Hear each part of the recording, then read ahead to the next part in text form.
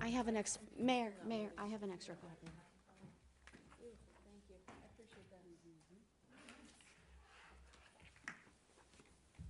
Then I'm going to call the Monday, November 24th, Committee of the Whole meeting to order. Madam Clerk, will you please call the roll?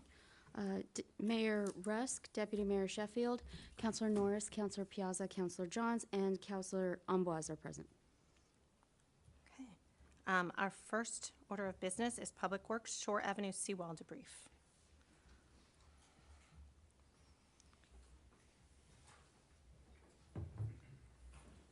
Since we have a new council, if you don't mind introducing yourselves to everyone, please.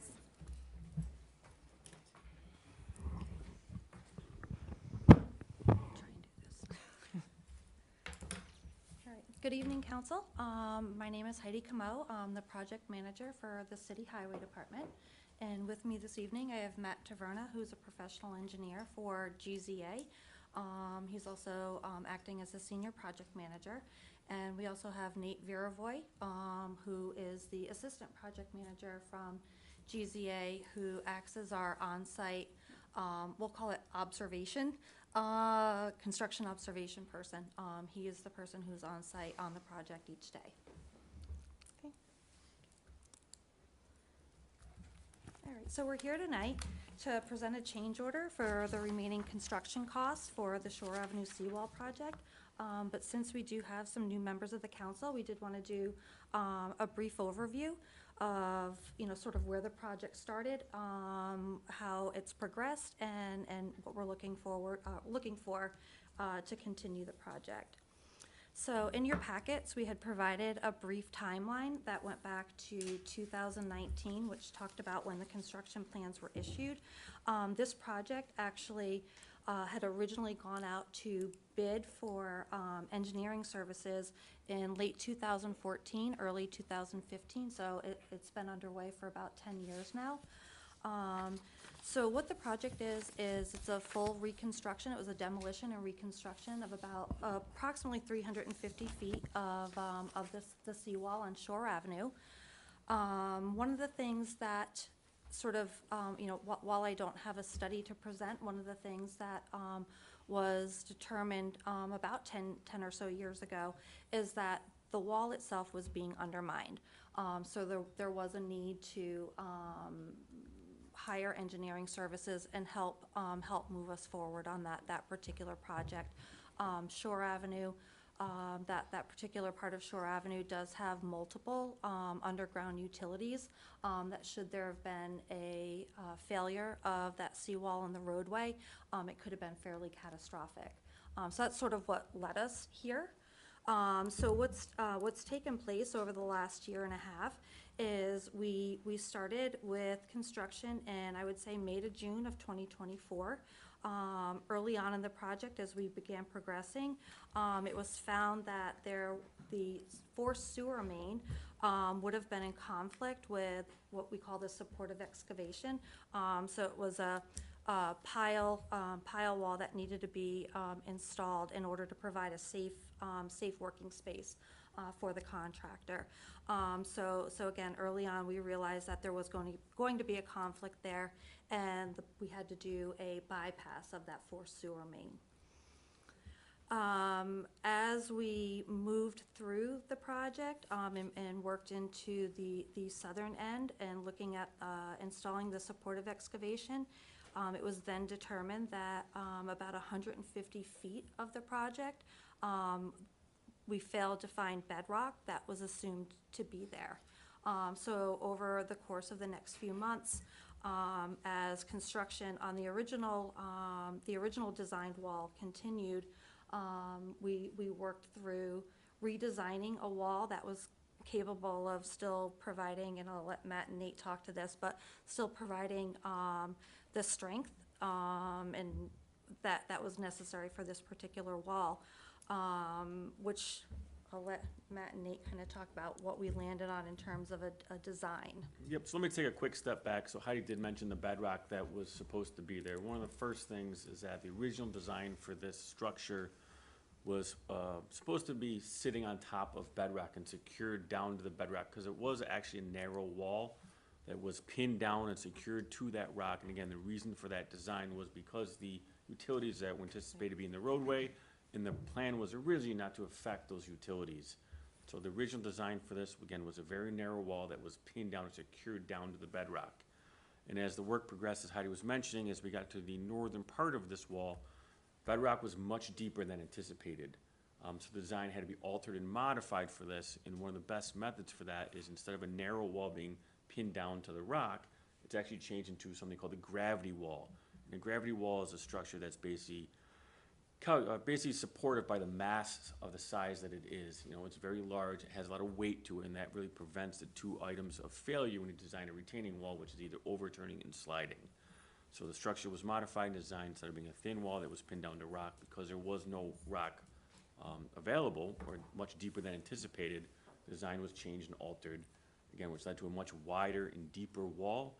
Now, because of that, other items had to take place. So the SOE wall, which Heidi was mentioning in the beginning, that was used for supportive measures for excavation for the contractor, had to be set back farther, which did interrupt some other utilities that are there as well, so they had to be bypassed.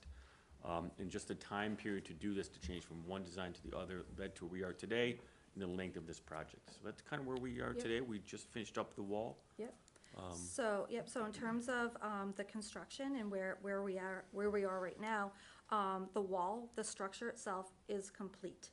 The porta-dam, the large steel structure with, we'll call it a curtain, it's a heavy-duty tarp for all intents and purposes, that was holding back the river, that's been removed.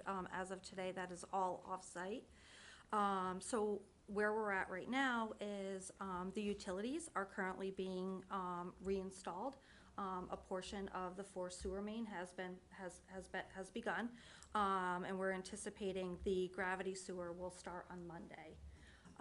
So as we continue, we're anticipating the utility to be fully installed, barring no weather issues or any other unforeseen issues. That will be completed by the end of this year. That's what we're anticipating.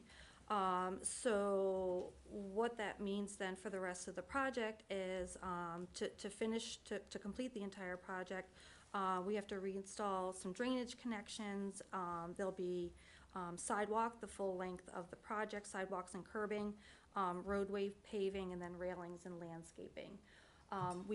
Depending on the weather, that could continue through the winter. There is a possibility that there could be a winter shutdown. There comes a time when the temperatures just aren't feasible for them to do the rest of this work. Even if we are to continue with the sidewalk work, paving will not be done until the spring. I don't know if they've closed yet, but if they haven't, the asphalt plants will be closing soon. So they typically reopen once the temperatures reach a certain temperature. So that's where we're at in terms of the actual project itself. I don't know if there are any questions specific to Matt or Nate that they could answer. I'm sorry. Deputy Mayor. As far as the utility reinstallation and the drainage part, now will that affect any of the construction regarding the bedrock? How does that, will that have any impact on having it redone, attaching it to, finding the bedrock that you needed? Will any of that reinstallation affect anything below the surface, regarding that you had to dig deeper to find bedrock? Would that affect any of the drainage or the utility part regarding that? I think if I'm understanding your question correctly, the answer is no. All of the drainage pipes are still installed at the same intended elevations. Okay. And the main difference, as Matt discussed, is the wall is wider and larger now. And even then, those pipes just run through that length and then will be hooked up across the roof. So the drainage should still be able to continue like it was, if not slightly better than it was before. Additional drainage is putting behind the wall and things like that to help dissipate the water that may be behind that wall. And how long do you anticipate, I guess, as far as years that this construction should last? How long should we anticipate, longevity of the structure? You want me to you should answer that, or you want me to answer that? My answer is it will outlast me. But that can give you We the, hope. In normal circumstance, for a concrete wall of this size, it's usually on the realm of about 30 to 40 to 50 years. Okay. But also, you also have, though, the ocean is in front of it. It can take a beating. It may, at some point, need to be refaced or something to that level. But from my experience, I don't see that happening for many years. So you don't believe, let's say, climate change with the elevation of the shoreline, of tides and stuff like that, will that create a adverse effect to the structure or anything like that? No, the structure was designed, it's redesigned to account for those such items such as scouring in front of the wall due to different wave levels and things to that aspect. So a lot of that has been designed in this wall to withstand those forces. and this particular wall, the design, there's actually a parapet on top of the structure, the wall structure itself, that's about 2 to 2.5 feet above the previous grade. So it is elevated. Okay. And it actually does have a wave return on the water side. Okay. So we did not, Oh, good. go ahead, Yeah. Counselor Johns. I just want to know, so how do you, and I know we're looking back now, but how do you guys determine, like, the bedrock situation? You know what I mean? Was there, like, something that you guys could have done to, like, test that preemptively instead of just, like, stumbling upon it? So I can answer that to a point. So GZA was not the design engineer. It was another firm that was a design engineer. So there were several borings that were done. The final boring, which has been discussed, was the third boring on the south side, where they found auger resistance at the same depth as they found bedrock at the other two locations. Where we are looking at kind of putting together a timeline as to sort of what did we know, what could we have known. So we are kind of working through some of that, but at a minimum, there were borings done, and there was assumed bedrock at the same elevation as the other two. Okay, thanks. So we never read the actual motion that we're, Oh, sorry. just realized, we never read the actual motion. Counselor Norris, would you mind reading that? Do you have it in front of you? And do we read the? Not typically at the cow. There's a motion to move to the mayor and council. Okay, so what we are asking tonight is at the mayor and council to authorize $1,250,000 and no cents to be paid with capital funds. So that, just so we know where we're at. Is there a motion to move to the mayor and Well, council? I want to make sure there's no more questions Oh, right. before we do that. I have questions. Counselor Norris. So I can appreciate working with an outside organization and our engineering staff or project management staff. But would you say, or did everyone ever ask whoever did this study with the borings, what is standard for this type of bore testing? The distance between each number of borings, and what this type of project is for a standard in the actual number and depth of each boring? So again, I can partially answer that. So, the staff that was here when the project got started is no longer here. Right. So to be able to tell you whether questions were asked, I don't know the answer to that. We are doing some things internally to try to put a timeline together. If there's anything written, that talks to that, we are looking for all of that right now.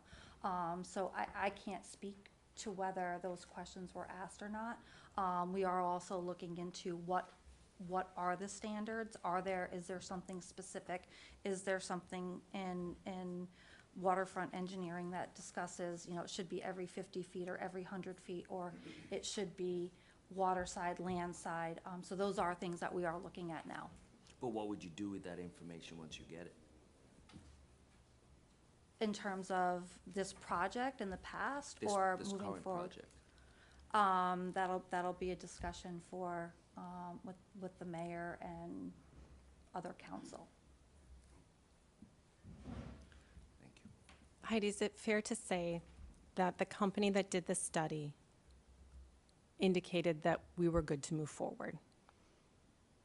They designed the project. I would say they believed they had the information necessary. I Okay. certainly can't put words, but Sure. I would say that since they moved forward with a particular design, they thought they had the information necessary. Okay.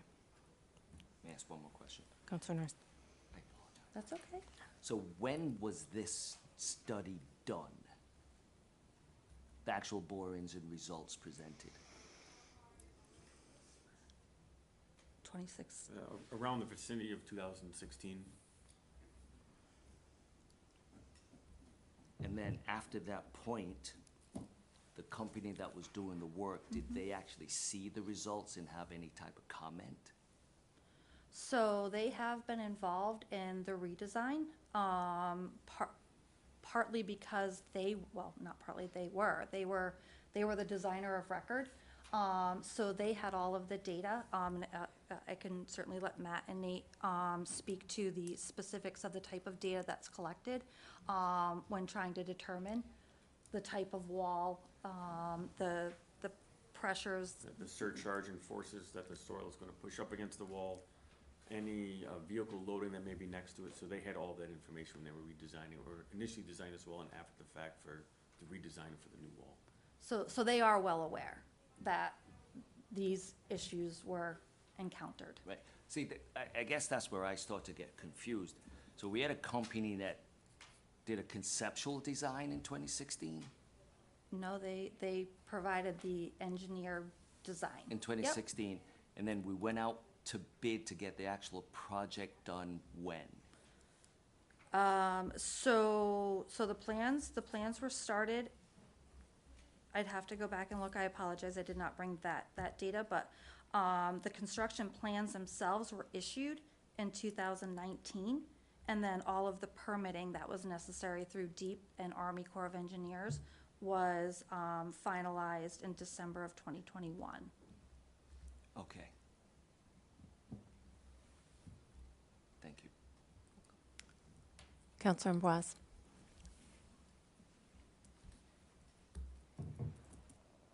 Yes, thank you, Madam Mayor. I just had a question regarding I'm trying to get the timeline in again. I'm new here, so I just want to make sure I'm getting all this information accurately. The study was first created in 2014, is that correct? 2016. Well, 2016? so Hold the original proposals from two engineering firms for the design of this project, one was received in December of 2014, and I believe the other was either January or February of 2015. So that's when the original proposals were received from the two engineering firms. Okay, thank you. And again, I know you mentioned that the studies aren't available, but I think it would be, for the interest of transparency, to be able to review these studies, again, not that we can go back in a DeLorean at 88 miles an hour and fix the problem, but to see where we could find a root cause analysis for what we've had to endure, finding there were some issues, especially with the boring and things like that. Yep. So if that can be provided to us, that would be great. Looking in our agenda, we do have a timeline here for the event itself on the reconstruction project timeline, but I'd also like to know if it's available to see what the city mayor and the council, because it looks like this has been going on through several terms of elected officials, but I'd like to see how this was discussed during the committee and what the vote count was decision was and what the vote was, as well as the regular council meeting and what that vote was, so that we can get some, information on, what the former councils knew when approving these projects, if you don't mind. I know it might not be available today, but if we can get that in the future, that would be great. Thank you. We can definitely put together that information and get it out to the council. I appreciate it. Thank you, Madam Mayor. You're welcome. Madam Mayor. Councilor Norris. I see the dilemma. And the dilemma is, if the Army Corps of Engineers reviewed what was presented, do you get what I'm saying? Right. Because they're our last line of defense, essentially to say, yes, it's doing right, yes, it's not going in the right direction in terms of what needs to be done with standards and all that kind of stuff. So I see the dilemma here. My question is, we've been over the past year, maybe, in particular the past couple of months, like approving monies to do this. And I guess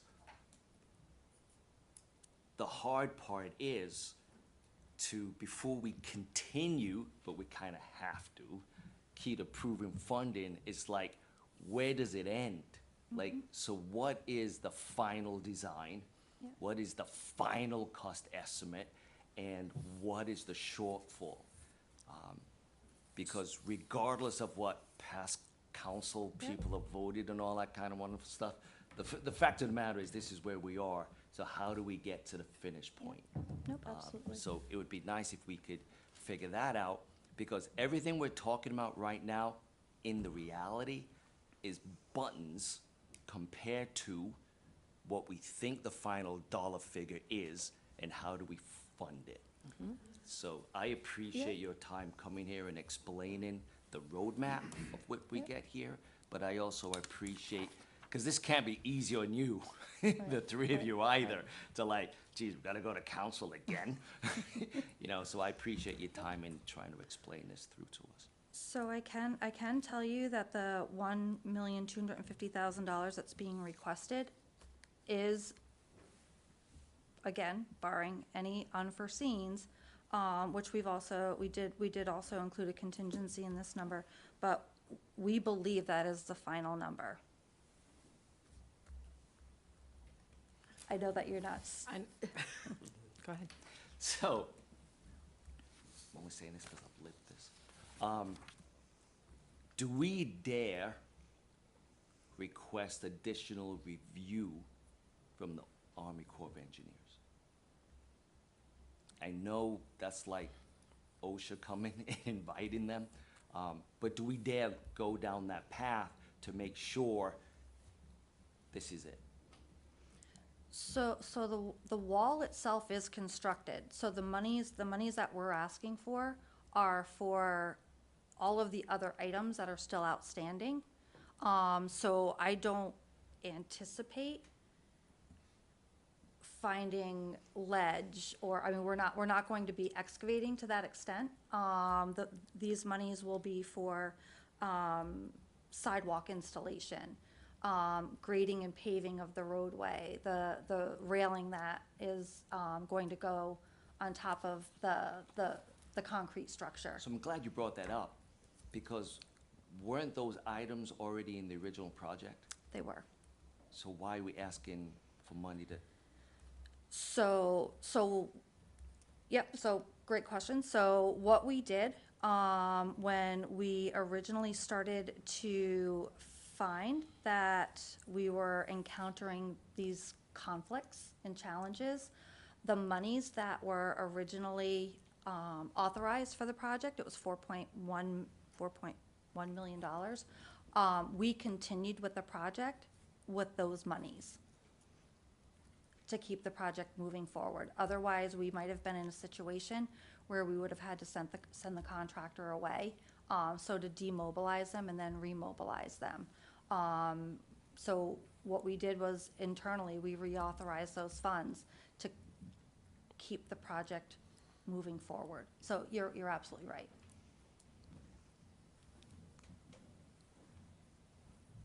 Any more questions?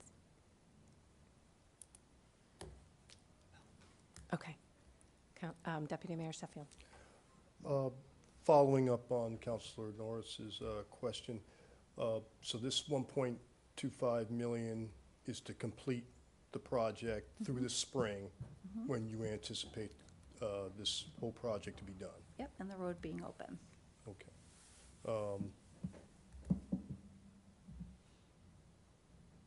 And Arborio is going to be responsible, I see there the contractors Yep. on this as well? Okay, so basically, the previous money to do, like I said, the sidewalks, basically the money was reallocated kind of to complete the other stuff, and now this is new money to finish out the finish, rest of yep. it? Yep. Okay, thank you. Councilor Ambroise.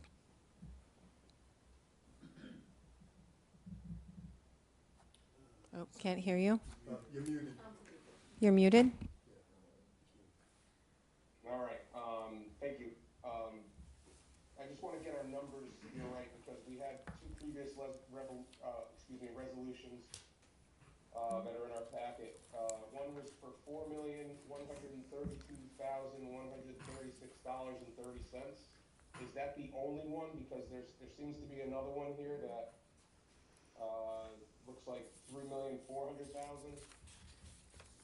Are those two the combined cost for this project as of now?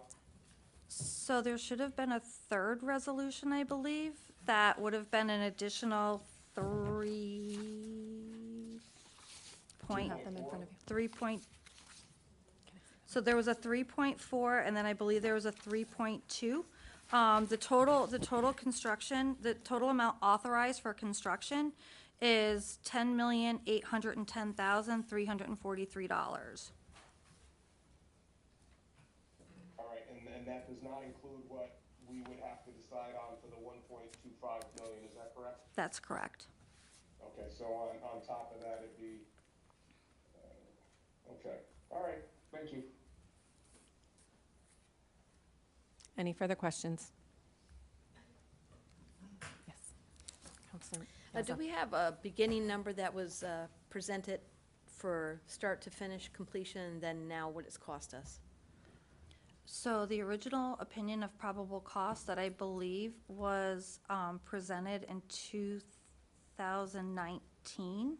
I apologize, I may not have the exact year correct, but the original opinion of probable cost was $2.7 million. Okay, and we have spent how much so far? Or completion, because we're right around the corner from it. That we're assuming. So to completion, it will be $12,060,000.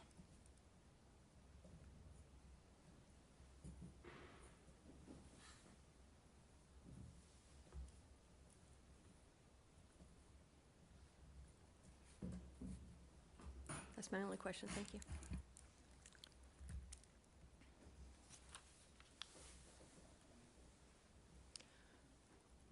What will happen if we do not allocate this money? We would not have funds to complete the sidewalks and the roadway, so we would not be able to reopen the road.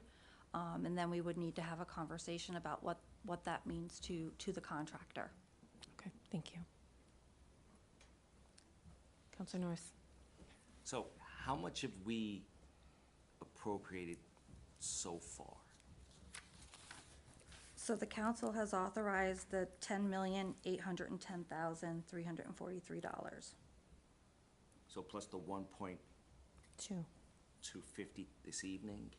Then that would come to the $12,060,000. And then, Done. and nothing else? Absolutely. This is it? This is it? This is it. Okay. Thank you. Okay. Can I get a motion? Oh, I'm sorry. Councilor Ambroise. Councilor Ambroise. I'm getting there, sorry. That's okay.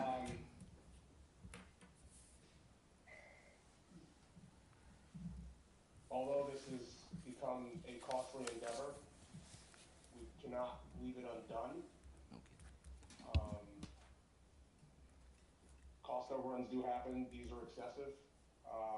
However, you know, there's folks down on that shoreline that want access back to their roads to and from. We've got hundreds of people within our city community and the town that use that road very frequently, especially during the summer months. We probably have over 1,000 people that come down there specifically just to, you know, watch the submarines go by. I'm in support of the motion for 1.25 million to finish this up. If there was another alternative, I'd love to hear it.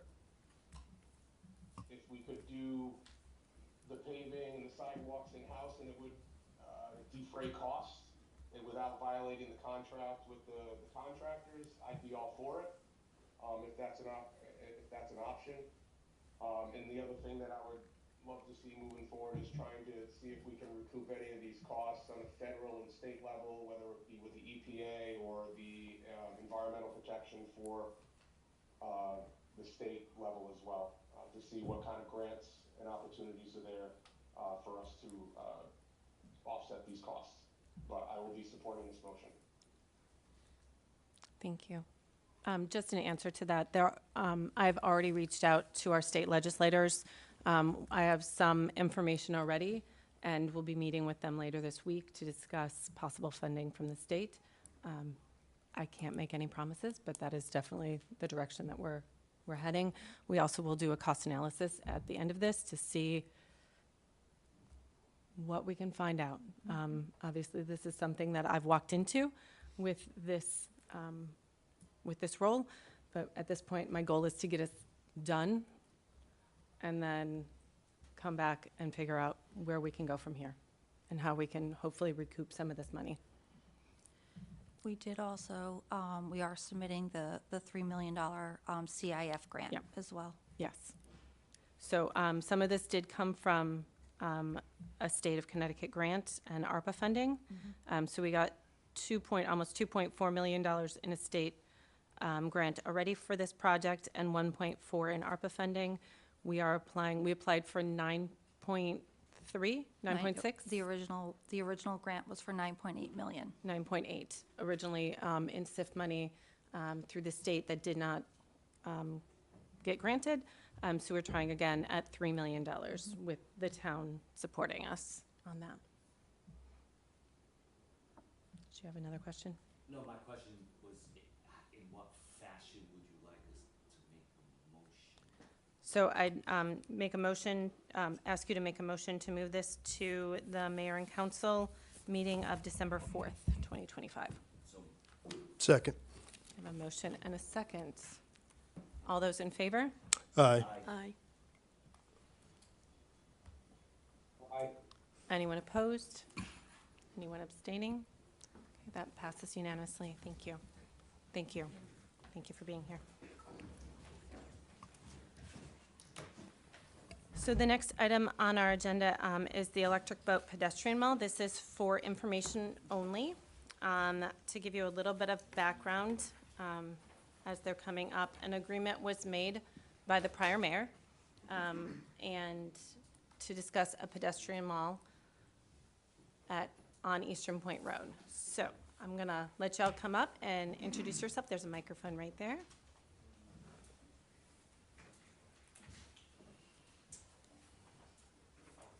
Thank you, Mayor, Deputy Mayor, members of the City Council. Thanks for your time. All right, here we go. I should know better by now. Good evening, Mayor, Deputy Mayor, members of the City Council. My name is Ross Gianfrido. I am the State and Local Government Liaison for Electric Boat, joined by Dan Vieira, Director of Environmental Health and Safety. Also with me in the audience, I have Brian Bogar, who's our lead engineer for this project, John Adamson, Head of Safety for the MTC, Myra Lee, Director of Communications, Public Affairs, and Beth Rafferty, Vice President of Facilities and Real Estate. We are here to talk about a pilot that was entered into with the prior administration on a temporary closure of the Eastern Point Road in front of Electric Boat. With that said, I will turn it over to Dan Vieira. Thank you, Ross. I'll start with the fact that I've been at Electric Boat for 23 years. My first 18 years was in operations, and I've been the Director of Environmental Health and Safety for the last 4 years. When I took over, my predecessor was actively working with the previous mayor on pedestrian safety initiatives. I continued that effort, meeting with Mayor Hendrick every other week for the past 4 years. One of the initiatives that we took on was Eastern Point Road. I don't think it's a secret to anybody here, but for completeness, thousands of people cross that road every day. The speed on that road is routinely in excess of the 15-mile-an-hour speed limit. There are 6 crosswalks within about a quarter mile. It is one of the, well, I'll speak differently. We see all kinds of threats at Electric Boat to our people. We see rigging threats where we lift millions of pounds, literally. We see high voltage. We see high work. We see many different types of risks. Inside our gates, we're able to mitigate those risks and keep our folks safe. I am a firm believer that the greatest risk to our people is the time when they enter our gates or exit our gates and make their way home. And the biggest concern that I have is Eastern Point Road and the fear that another person will lose their life on that road. We've had other folks get struck recently, and we're trying to, I'll say, eliminate the risk by closing a section of that road and providing a safe crossing of that road. I'm sure there's many questions. I'll open it up to the council. We're here to answer as many of those questions as possible. So I'm going to start by just saying, this was something that was presented to me last week. Yep. Thank you for coming. The concept here, for those of you who are at home who may not be able to see this picture, is to close down the road in front of the 221 building. Sure. With a hard stop on one side and flexible stop on the other side. Yeah. Is that accurate? With the plan to slow down traffic and hopefully eliminate most of the traffic. So it will not, traffic would not be able to flow through that area. All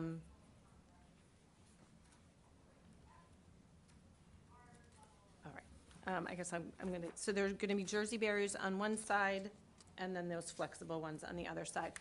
It is a smaller area, but the hope is that it just kind of eliminates traffic from going up that direction. Any questions about this? And my point in bringing this to you is to socialize it not only with you, but to hope to socialize it with the residents of Groton to get their feedback as well. This is obviously a huge concern of ours to make sure that everybody in the city is safe on all streets and roads. This is particularly a busy area, which is why the previous mayor was in these discussions. And this was following the death of an employee in that area. All right, sorry. Councilor Johns. Thanks. So I just wanted to ask, I mean, is this going to be like a constant thing, or is this going to be like hourly? You know, are you? So the vision here is to close it 24/7 for 3 months as a proof of concept. There's the possibility that there's something that we don't know and some negative consequence could come from closing it. But the view here is we've worked on it for about 3 years. We've had an engineering firm take the effort over and engineer it. We think we can close it without issue. Once it's closed for 3 months and we build that level of confidence that there is no issue, the expectation is to go forward and find a way to permanently close it. The only traffic that would be allowed through would be first responders. And that's why the Jersey barriers come fully to, I'll say, half of the road, and then delineators. The first responders could make it through the delineators without issue. We've worked with them and checked with them and verified that they can make it through. Did that answer your question? Mm-hmm. Okay. Can you minimize that just so that I can see Councilor Ambrose? Please. Yeah, I'm here. Okay. You're looking at me. Thank you, Madam Mayor. What is the cost to get this concept going? Yep. Electric Boat has started off with $150,000 that we spent to kick off the effort. In order to complete the effort, we're putting up another $60,000. There will be no cost to the city of Groton. Electric Boat has taken on that $210,000 cost. All right, thank you. And then just to follow up with what the mayor said, I think it's important to put this out to the public. The more information that they know that things are changing, the better, so that they are fully aware of what's happening and the reasons why it's happening. And I can remember, you know, the passing of the employee there, and they decided to change the speed limit down to 15. They put a couple additional speed bumps. If this is gonna make it safer for people to traverse from work back to their car and vice versa, I'd be all for it, as long as it's going to make sense to the public, and sometimes it's gonna take a little while for them to get used to, but safety first. Appreciate that feedback, Counselor. Anyone else have any questions? Oh, Councilor Piazza, thank you. Thank you. So the map's a little small on the paper in there, so if, let's say coming from Pfizer's on Eastern Point Road, can a vehicle come down there and actually turn the Chester? Yes. Okay. And I'd be happy to go up and point or bring it to you or something. No, I just wanted to ask, because I'm a school Yeah. bus driver, so I know a lot of us go down Fair. that way. I was just making sure we could access that. If not, we'd alert the company or the mayor would. So you'd just to come make sure. north on Eastern Point Road, you'd hang a right-hand turn heading east, Chester, Rainville. You could still take a left on, I think it's West Eldrick, Mumford, Burnham, or all the way out to 349 out to Clarence the Bay, highway. yeah, Clarence Bay. And same coming back. So You can take the coming back, left. you would take Pequannock, which would take you to 5 Corners, and then you could take a right on Burnham. Benham, thank you. After our discussion last week, I actually took a ride at around 4:30 and a ride at 6 a.m. the following day, and just checked how long it would take to go from Thames, Pequannock to Benham to the gravel lot. It took me 5 minutes doing the speed limit. I did the same thing through Eastern Point Road. It took me 5 minutes. So even though 5 Corners is a high-traffic area, in terms of the difference, it was relatively the same amount of time for me. I did spend a little bit of time at lights, but I don't think I took the full cycle. But point of all of this is it's about the same amount of time to go around or go through. And you avoid the 6 crosswalks by going around. 2:30 to 2:45 is a good time to travel in there. That's fair. That's, Absolutely fair. that's the big one. Yeah. So something I didn't point out is that on the corner of Chester and Eastern Point, on the north side, there will also be a Jersey barrier on one side, not allowing traffic heading north on Eastern Point Road to go straight ahead in front of EB. So once you get to the corner of Eastern Point and Chester, you would have to take a right there. And Electric Boat is waiting for approval from the state to allow that to happen, because that is a state road. At that intersection is a state road. Once it gets past Chester, that's a city-owned road or a town-owned road. And Mayor, that's another good point in terms of timing. That's kind of what we're waiting on right now, is for DOT to get back to us. And, once that happens, that was our plan, to kind of socialize all of this at that point. We just kind of stuck in DOT. I expect to hopefully hear back in the next couple weeks or so, and then we'll do a kind of larger public awareness campaign after that. And if that were to happen, then when you are heading north on Eastern Point Road, that light would only allow you to take a right. It would not be a green light to come in to that area. Did you have a follow-up question? I did, so, I mean, I don't know the routes of the EV buses, but, so I know they do access going down toward the light toward Thames. So will they still be doing that, or, I mean, this is just for FYI kind of thing? Yeah. We moved the bus stop to Mumford. Oh, okay. Yep. So that was part of this effort in anticipation of trying to close the roads. One of the things that we had to do was move the bus stop We also worked with, Seat. thank you, and they are now picking up in the same spot. So we have just basically a place for our people waiting to get on the bus. We opened up the guardrails for them to get on the bus, and we're actually moving forward with a couple enclosures to protect them from the weather. Oh, okay. Because I know sometimes we do have routes that pick up at Mumford also. Yeah.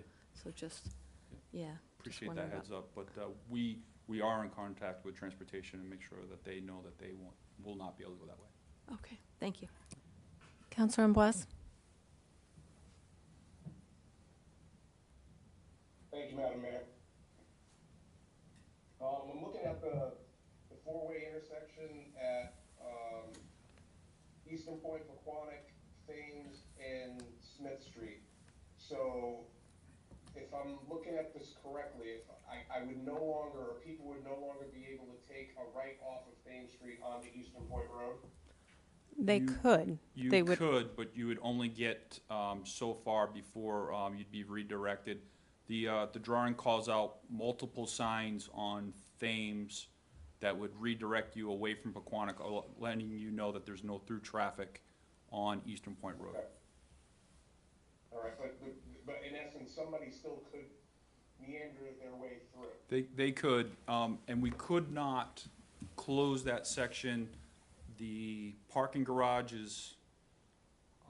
will be under construction, but that is owned by a private entity, so we have to give That access. was my next question. Yep. Yes, sir. So, and again, I was going to that point where how are we gonna have the accessibility for that? And how are you gonna determine who should be going through there to access that public parking lot and who shouldn't? So I think I would leave that up to the individuals who are transiting. We'll have good signage to let them know that they can't pass through. If they have parking there, then that would make sense for them to take that road into that area. So I would leave that. We have a responsibility to inform the people that they can't make it all the way through. I think they would then take the responsibility to say, hey, I have business there, I need to get to that point and park in that area. Okay, and John Street's gonna be a one-way heading east, is that correct? I believe John is a one-way east time now, and there was no intentions to change that. Okay. All right, thank you very much. Yes, sir. Any further questions? Deputy Mayor? Do you anticipate any backup coming up Paquonic,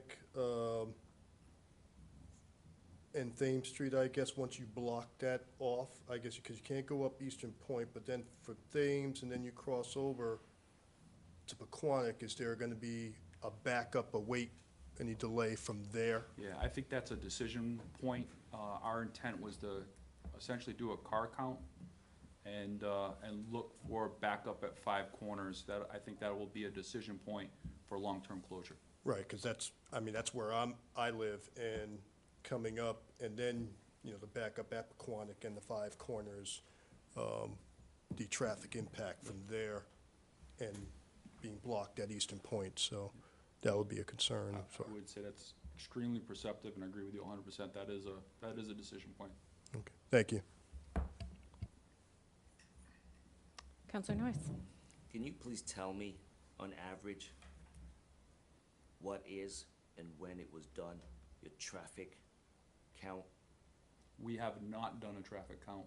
The intent was to do a traffic count during the 3-month trial with the road closed to see if we have a problem. But could you tell me how many cars go through Thames, off Thames down Eastern Point all the way down? Thames, Eastern Point, all the way down. Sorry, go ahead, if you know, I'm, Well, I know Chief Burton Yeah. did a count. He said 30,000 cars in a week. I thought it was 30,000 cars in 2 weeks, but that's 24/7 for that period of time. If you start breaking it down math-wise, down to how many cars a minute, it's not as, I'll say, egregious as it sounds. So we're looking to re-traffic 30,000 cars through various neighborhoods. We are looking to displace cars from Eastern Point Road And again, I don't know if that's 1 week or 2 week. He said it was 1 week. I thought it was 2 weeks. But yes, we are displacing those cars. Okay. Could you please in detail list for me, and maybe you're not the right individual, so I apologize, all the traffic calming measures that have been taken in the past year or so on Eastern Point?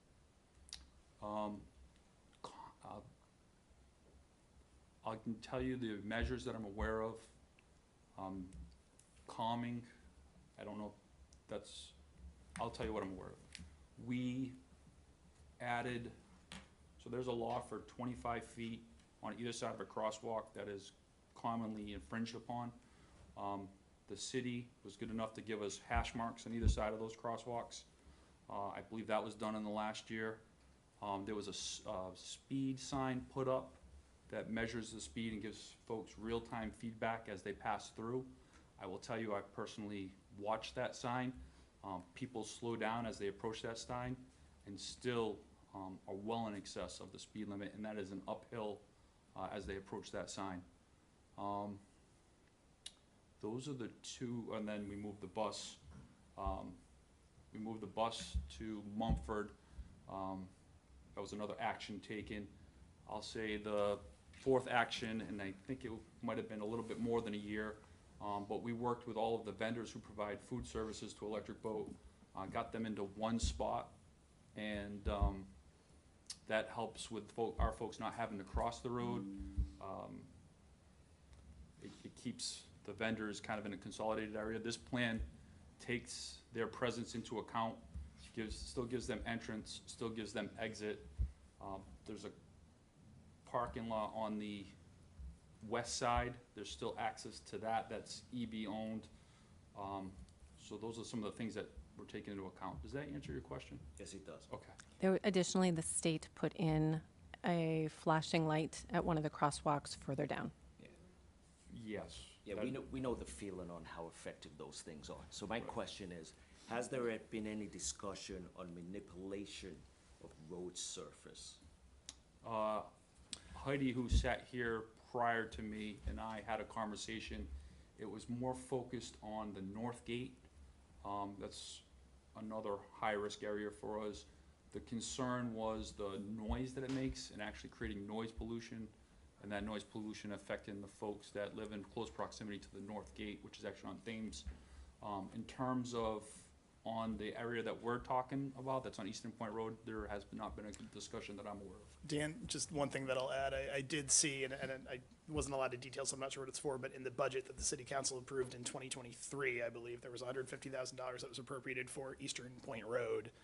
I can't remember the line item on it exactly, but. So there was a discussion at that time about, and forgive me, because I can't tell you if it was speed bumps or speed humps but there was $150,000 put into the budget to put some type of structures in Eastern Point Road.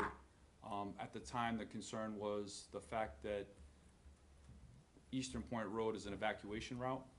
And so whatever we put in place, the discussion at the time was it had to be removable. These barriers are removable if there was ever the need for an evacuation. Thank you. May I address that one to Councilor Norris? In the past week, I can say there's been a lot of discussion regarding speed humps and speed bumps.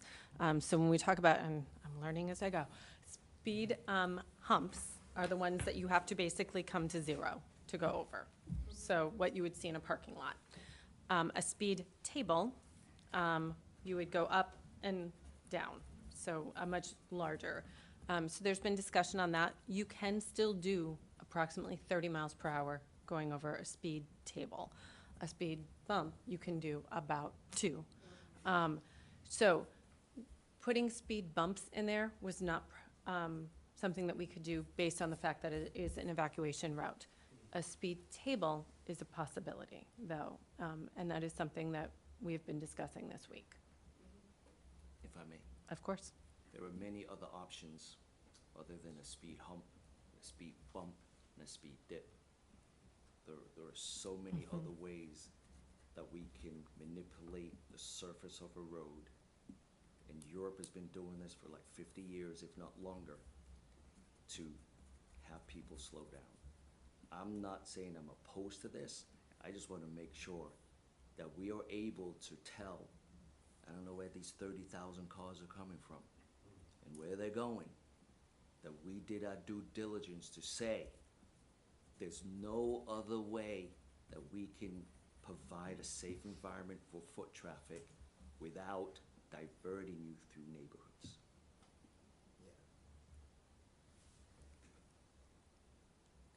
Good. Counselor Johns, Yeah, and. is your light on? To your point as well, like, noise pollution is an issue, so what about the people who live in those areas? You know, is there like perhaps what if there are some barriers or something like that, noise related, that would need to be installed? Would you guys be covering that? Noise pollution. so Well, the- we're the- talking, the- like, so if we're moving, you know, traffic into an area, or focusing it now, there's probably gonna be some noise pollution in that area now, where residents are living. So, Yeah, so, and please correct me if I'm wrong, 349 is the desired route to get people to Electric Boat and from Electric Boat. And I think taking Eastern Point Road away is likely to force more people to take the route that's desired. So I think we will see that spillover benefit, that it's easier to come off the highway and take Rainville to Chester and park wherever you're gonna park, as opposed to coming down Thames and not being able to get through. And if they're coming or going to Electric Boat, they are going to come some way. There's only so many ways through, and I think 349, if it's not Thames, 349 is gonna become the easiest way to get there. The 30,000 or so cars over 2 weeks, I mean, we couldn't tell you exactly where they end up. I got to imagine a good chunk of them are probably going to Electric Boat, one of our parking lots, probably our employees. So if we can somehow find a way to force folks to go onto Clarence B. Sharp in order to get to the highway, especially with the, we talked about the bridge rehabilitation, but with the bridge rehabilitation coming up, I know that's DOT's preferred route as well. I would see that actually as more of a benefit if we could find a way to do that, start talking about smart lights and things like that, but, that's kind of down the road, I think. Councilor Norris, I just want to come back to your recommendation about the other options. If I take a step back and I apply the hierarchy of controls, there are substitution, there are administrative controls, there are a lot of things you can do. The elimination is the highest one on the hierarchy of controls. I agree. Deputy Mayor. Oh, I'm sorry. But it would be really nice to know, of the numbers that you're talking about, how many are stopping before you get to, can't remember the name of the street, where AB ends, or how many of those folks, granted, are continuing and connecting down by Pfizer. So that's what I'm trying to figure out. Yeah, could they be, in a block up? Yeah, but now we're really flooding 349. That's what we're doing. We're flooding it with residents, with EB folks. It's nice to be able to say, we got more ways of getting in and getting out. So that's why I'm very interested in, like, okay, what's the traffic count?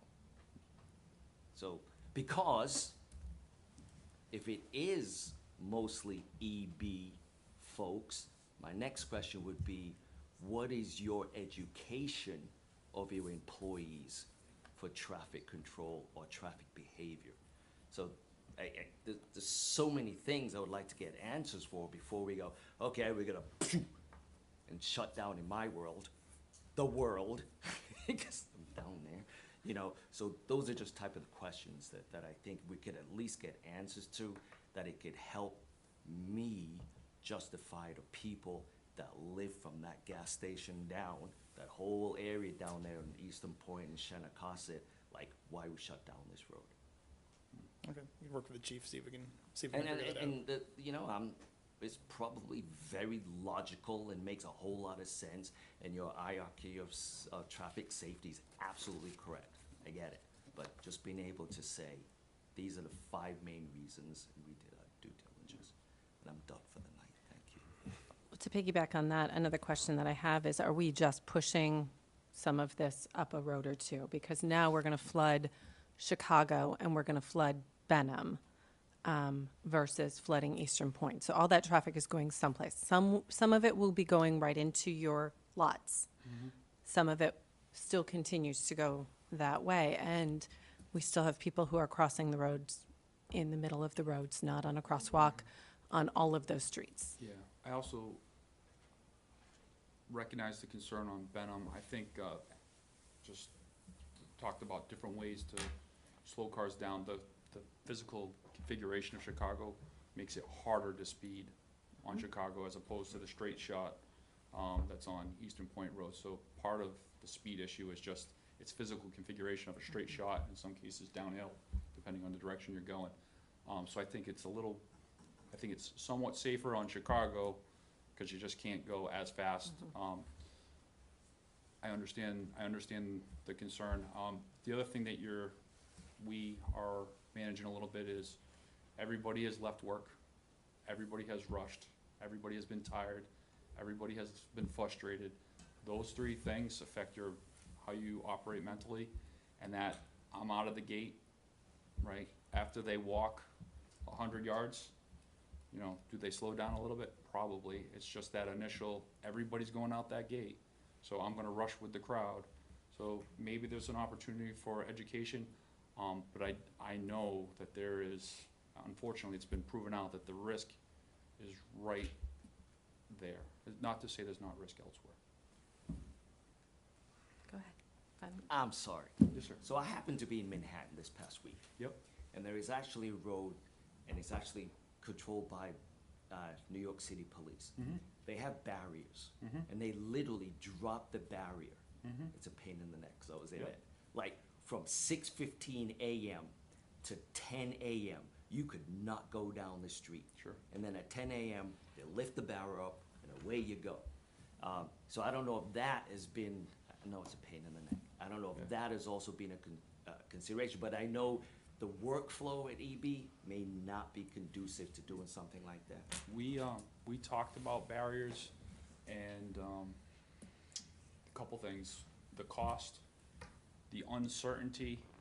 There were some, no pun intended, there were some barriers to get to barriers. Again, this is a 3-month trial to prove the concept, and if it's successful, hopefully a lot of these fears go away, and we look to a longer-term solution that looks like this road closed, and maybe barriers may be in the future. I'm certain that they come with a lot more cost than a couple barriers that are filled with water that are removable by a forklift, as opposed to a full construction installation of permanent structure, if you will. How are you measuring success, though? Is it like no one gets hit in 3 months? That is the million-dollar question when it comes to safety. It's hard to measure. It's hard. That's nature of the game. It's just hard to measure kind of what safety looks like. Yeah, but that's what you guys are saying. You guys are saying that we want to do a 3-month test to see if this works, and I'm like, to see what works. If we can close the road without any significant traffic issues, then there's a level of confidence that we can close the road long-term. Well, that's a given. The answer to that is yes. I mean, you don't need to do a test for that. If you shut down the road, no one's gonna get hit, because there's no cars down there. I think what Dan is saying is that it's the ancillary impact to traffic Thank you. around the other side. Yeah. And there's two issues we're trying to solve here. One is the cars driving through at shift change, right? And everyone that lives in the area knows not to go near there between like 2 and 2:30. The other that we're trying to solve is, I mean, if you walk to your car like I did tonight at 5:30, it's dark right now, and you got someone flying down there, and it's hard to see. It's not terribly well lit. And even if it was, if folks are flying down, so in terms of removable barriers, if we remove it during the non-peak times, that's still a concern that we have. I do have one last question, I promise. So, there is a business right there, isn't there? Like a Chinese restaurant? Yep, still access to that business. There will still be access, because I need to pick up my food on the way home. That's all I'm saying. We made sure to take into account every business that was around us that we didn't, I'll say, eliminate access to their place of business. So for clarification on that, and then I promise I'll get to you, Deputy Mayor. The only building that EB owns on the other side of the street is basically where those barriers are going to be. Okay. Okay. So you can still get your food. Deputy Mayor. First responders, how are they going to, if it's needed that they need to get through Easter Point? Yep. The expectation is to essentially serpentine around the barriers. There are hard barriers in the lane of travel. There are soft barriers in the oncoming, so you could, lights on, go through those barriers, and we've worked with both our first responders and your first responders, and everybody's on board that they can do that. Okay. Councilor Piazza. I have two things. So first I'll start with, when we're talking about the safety. So I always think about school busing. So when you talk about Benham, we have had a school bus hit Okay. from behind, because when you turn from Rainville onto Benham, there's a stop right there, there's immediate. Left-hand turn? Coming from Rainville, Yep. left turn on, Yep. because there's immediate stop, because there's apartments, kids go to school there. Yep. So that's where the bus got hit. So I'm thinking like increased traffic, but also too, traveling down Benham. I mean, the cars do super speed there, so. And another street that's largely traveled by the EB traffic is Morse. We got a lot of, I don't know if it's to avoid the lights, or they're coming maybe onto, I'm not familiar with that one. so if you're coming from Shannicosset. Yep. No, I'm wrong, not Shannicosset, Eastern Point, before you Y off to EB, and you continue on to Benham, Okay. and then it's, Morse is it's Runs not, east and is it the west there. first street on Morse the right? connects Benham and Brandegate. And Brandegate, so then they can take that left to fly on there, and of course, as we're sitting at the stop signs, they're flying through those stop signs too. So, I mean, I applaud you for wanting to keep your employees safe, I really do, I think that's a great effort, but I'm always thinking too, so it's heavy there already, and then, so it's just, I think maybe something I'd pass on to our manager to say, at our next safety meetings, to say, because we've already put out that holiday traffic, that's what, they've already alerted us to that, and people go faster in holiday traffic, traffic is heavier, our stops are gonna be delayed, blah, blah, blah, blah. But then this entail will also be something else to pass along and probably put at our safety meeting. I just wanted to clarify, wasn't there a pedestrian hit, not a fatality, but by where the flashing pedestrian sign is on Mumford? There was so I'm sure over the years, there's been several. There was one hit in the crosswalk on Mumford. Mm-hmm.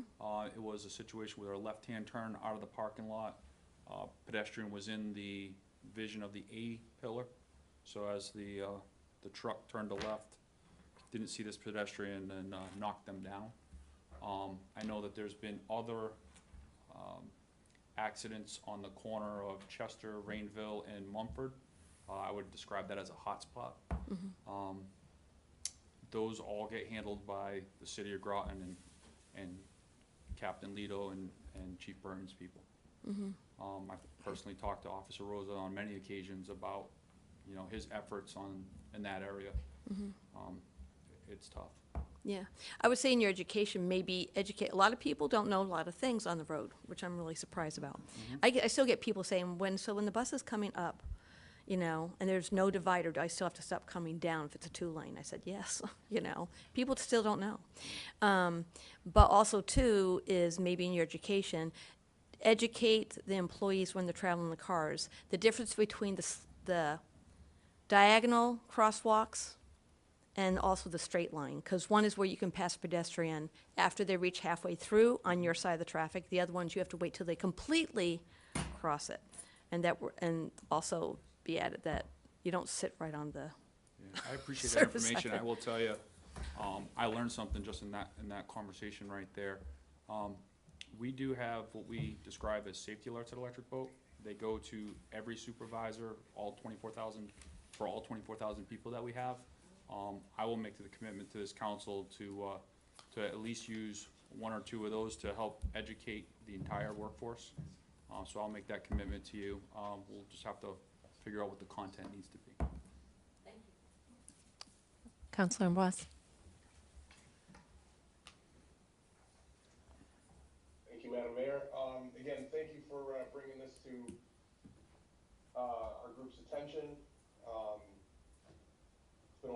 discussion here, I've learned a lot on these traffic flows.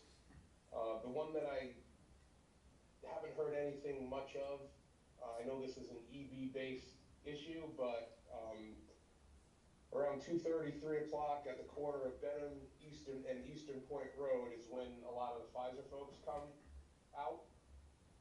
There's actually they're supposed to, at some points, there's a sign heading out of Pfizer that states that they're not supposed to take a right turn on Benham, which would then bring that traffic to where you're talking about. And they're gonna all get diverted into that same kind of flow up on the turnoff where you're planning on putting those barriers. Has that been considered at all? Have you talked to Pfizer at all? Because I'll be honest with you, there's a lack of enforcement of this policy at that intersection. You know, sometimes the Pfizer security puts the cones out and people just blow it off and just kind of bag a right. Would it be better to let that traffic flow back to the right and take that sign down? It's just something to consider while studying this traffic flow. Yeah, I will say, Counselor, I did reach out to my counterpart at Pfizer and let him know kind of what the intention was with Eastern Point Road closure. You know, and I can follow up with that information as well with them and see what they can do. But we did talk to Pfizer about this, and they at least are knowing that they do know that it's coming at some point. Okay, thank you. Mm-hmm. Just a little additional information for everyone. The city still owns the street. The city will still be plowing up and to the barrier. EB will be taking care of between the barriers all the way to Rainville? So we were taking care of barrier to barrier. If that's onset, we can have a conversation if there's Yeah. more required. That we'll just need to figure out if we can get around that barrier. I know we talked about coming through the parking lot potentially. Yep. Okay. Not plowing the parking lot, just for clarity, not plowing the parking lot, but plowing the road. Okay. Councilor One more Piazza. question. When does EB have their, break in December? Do you know the dates on that? Yeah, roughly between Christmas and New Year's. Okay, and so this will stay closed? I will tell you, by the time we get DOT approval, I feel as though the start will probably likely end up in the first quarter of 2026. By the time we're already at Thanksgiving, we're 4 weeks away from break. I believe the reality will be this will be a first quarter 2026 effort. Okay. How many people actually approximately how many people still are functioning, working, employed, going to EB during that break time? During that break, Yeah. this is a guess. I would guess on the order of 1,000 people in that facility. Okay, so the traffic will be tremendously decreased? Yes. Okay, thank you. Counselor Jones. Yeah, my guess would be that we have higher traffic in those areas during the summertime, because of the beach and stuff like that. So this will fall into, we're gonna get some numbers basically around the summertime, correct? We're not just gonna be taking sample numbers of off-season. Your concern is that we take off-season numbers and they wouldn't be A true representation. a true representation. Yeah. It's a fair concern. I don't have an answer for you, but I recognize the concern. Yeah, that would be a big thing. I live directly in that. I mean, I travel on that road myself, you know what I mean? And a lot of us do. So, yeah, I'm just curious. Does the city have any type of data on any differences in terms of that traffic? Is it double? Is it triple? We could find out if there's any. Any other questions? So again, this really was to socialize it with you, socialize it with the community. If people have questions or concerns, please reach out to the mayor's office at mayor@cityofgroton-ct.gov, and let us know your concerns. Okay, thank you so much for coming tonight. Thank you all. Thank you for having you. us. Yes. Thank you. Absolutely. Okay. Next up, we have Groton Utilities Annual Lobbying Contract Renewal.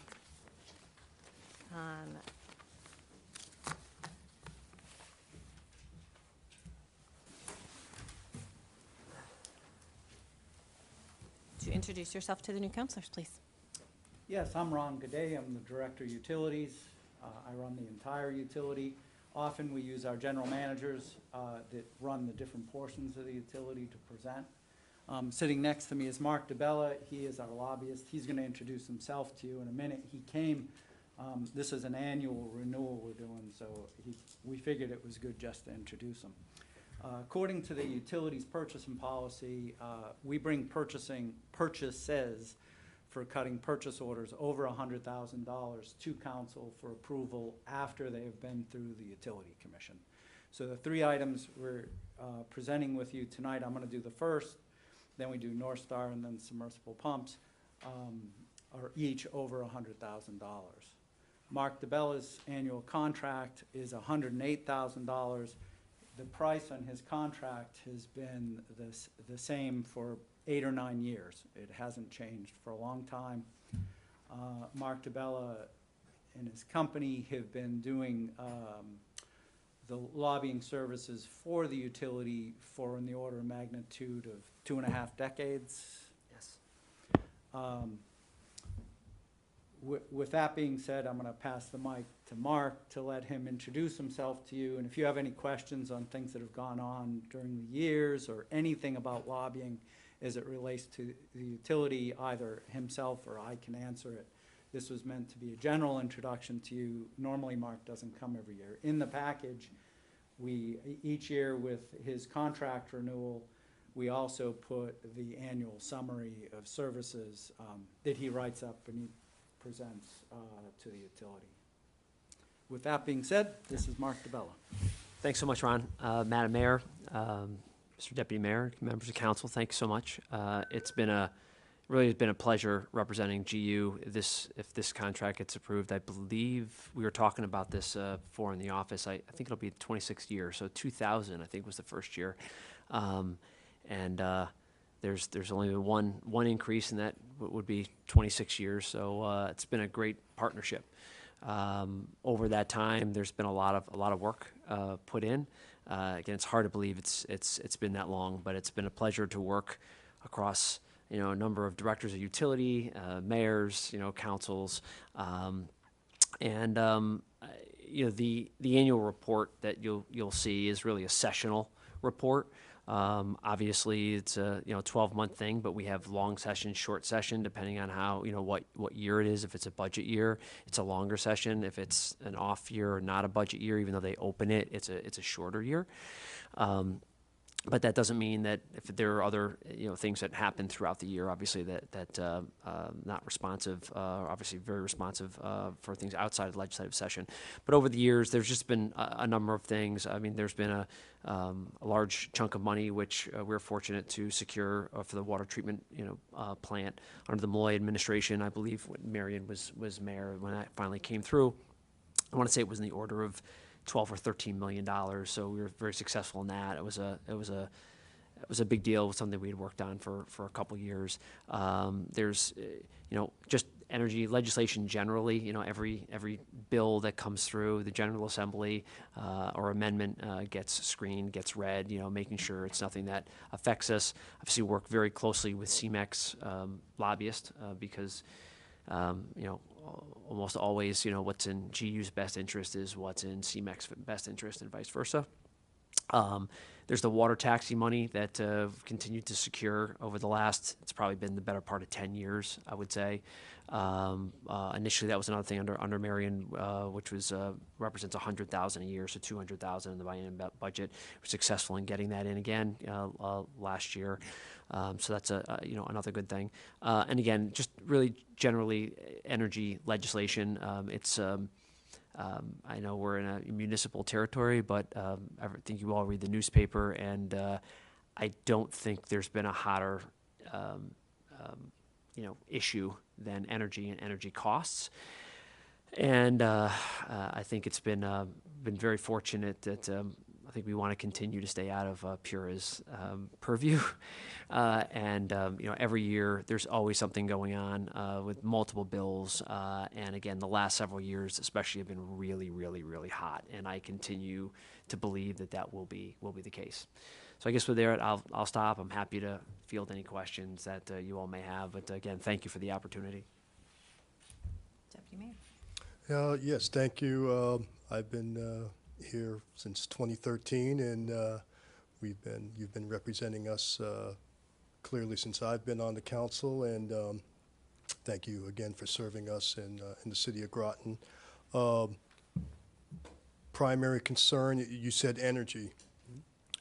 We certainly have shortages of transformers, copper wire that I've heard, and hopefully you're able to assist in anything consulting as far as us getting power, which is going to be very important, not only here but throughout the country. But for us here, for Groton Utilities, it's going to be very important. We've had power outages and so forth, so we're certainly in need, like I said, for those type of services to make sure that we maintain our power and make sure we can keep our rates low as possible. And so again, thank you for continuing to serve us, and hopefully things can certainly improve, long term as far as, like I said, our energy needs. So, but, yeah, thank you.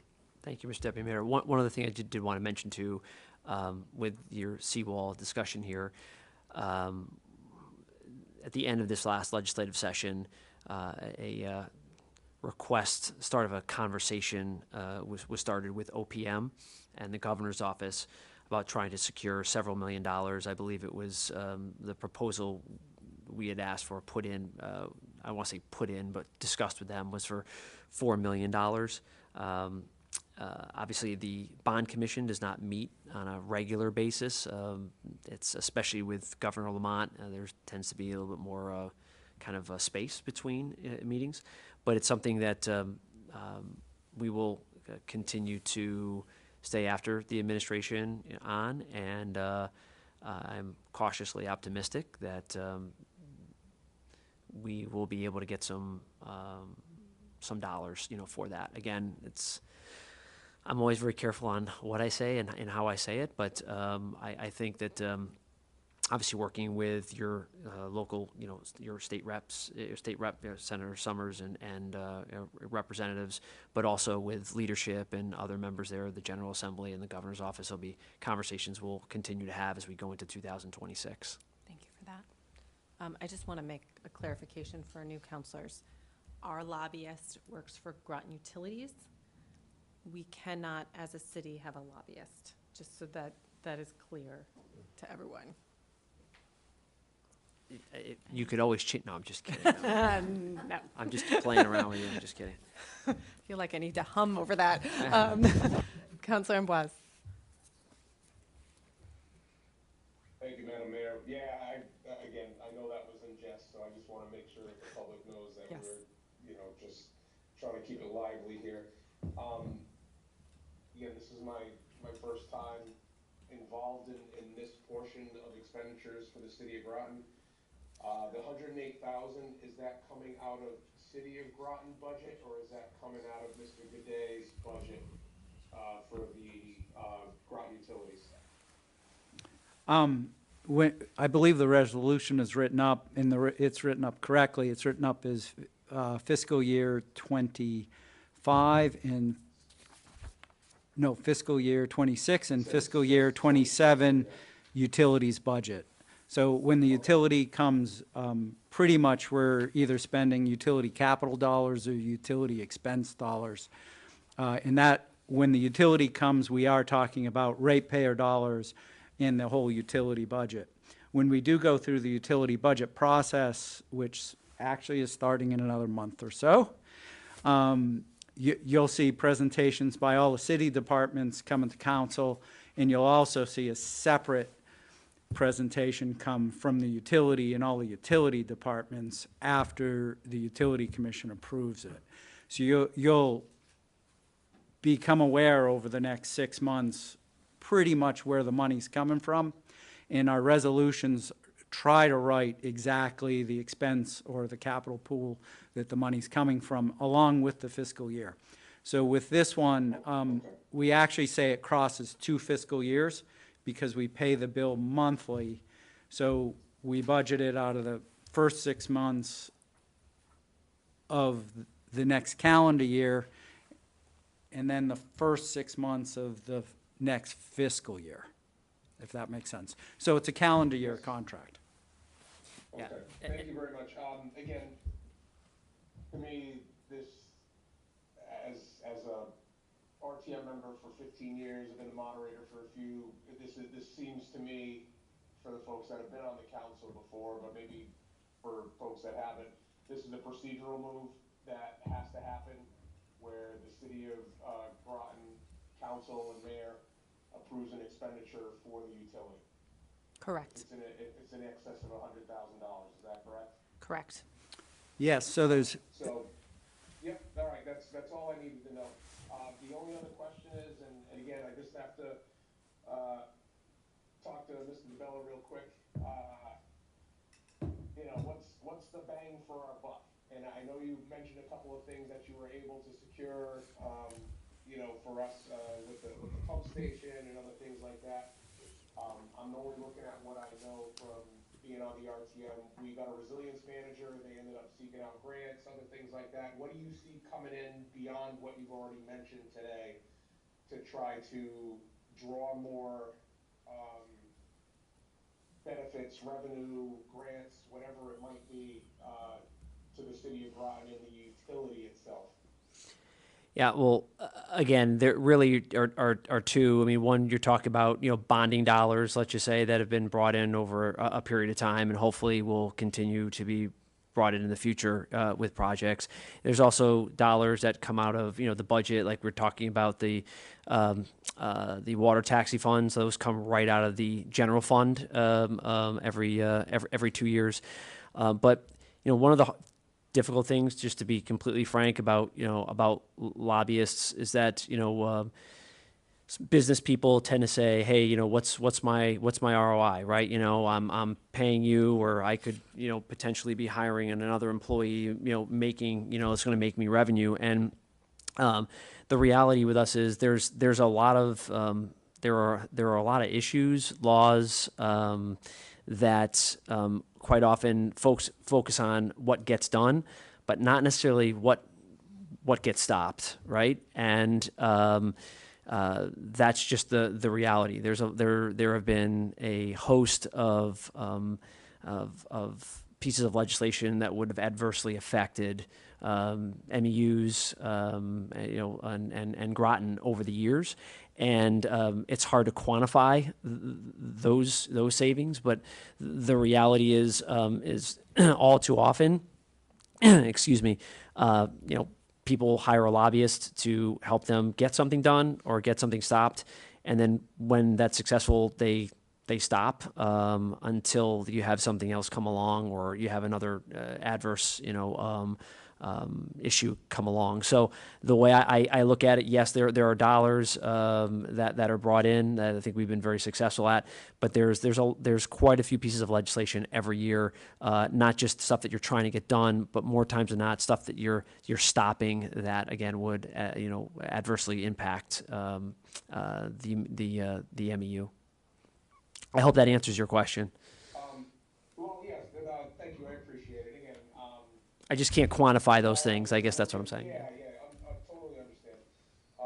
Have you heard any rumblings up in Hartford about trying to focus on wave power or anything? I know there's been a big push with the wind power and the solar, but has there any discussions about any initiatives for wave power?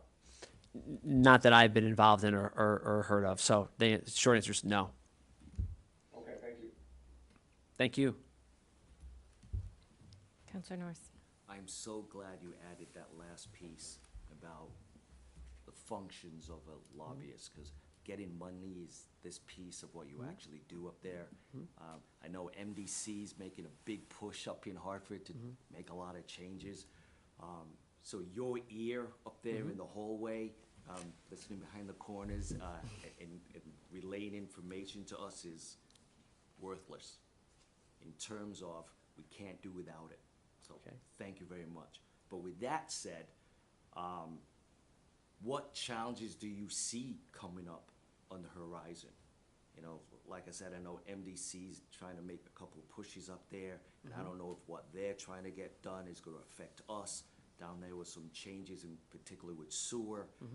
So what do you see going on that you think we should be at least be cognizant of over the next year or two? I mean, I am not aware of anything that the MDC is doing that would affect us, adversely affect, what we're doing here.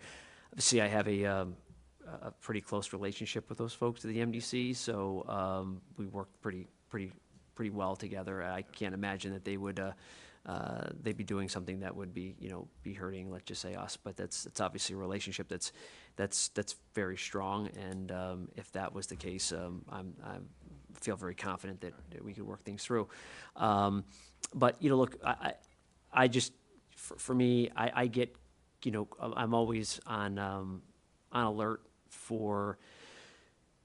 Although, as I say in my write-up, I think one of the reasons why, although we went through a rocky few years with what happened over at CMEC, recently, it took 3 or 4 years to kind of work that through legislatively, making sure that they weren't going to kind of be coming after us with the pitchforks and torches. But getting through that, I mean, MEUs have a sterling relationship. I'm sorry, well, not just relationship, but folks look at our rates. They look at our responsiveness to our rate payers, right? Lights get turned on, back on. Recent. And I know you started kind of talking about water and sewer side, and here I'm talking about the electric side. But I think we always tend to worry a little bit about getting drawn into that, to PURA, to more regulation, right? And that is something that concerns us on an annual basis. There have been a couple very large energy bills the last several years, and it's been very important for us to stay out of that world, because if we get sucked into that world, it will get very expensive, and trust me, your rates will increase. So. Thank you, and allow me to correct myself. I didn't mean worth That's okay. less I understood what you meant. So let's I've clear been that called up. much worse, Councilman, so don't worry about that.